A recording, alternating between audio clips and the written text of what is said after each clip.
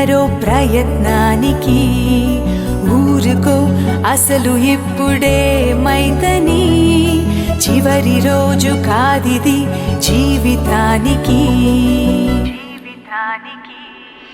అంతులే